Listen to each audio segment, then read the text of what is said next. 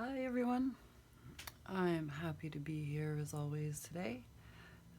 As you can see, I'll be working with some greens and some purple.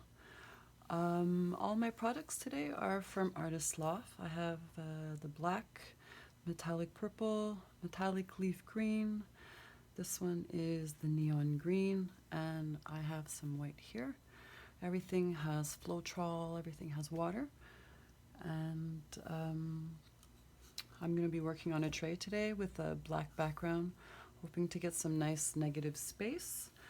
I'm going to be doing a dirty cup, flip and drag, and I will probably be blowing as well with my air pen. I've been really enjoying that.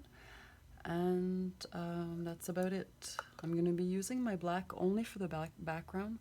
No black in my dirty cup. And I will be adding some silicone to my dirty cup. I have nothing in my colors right now. And that's about it. Cross my fingers.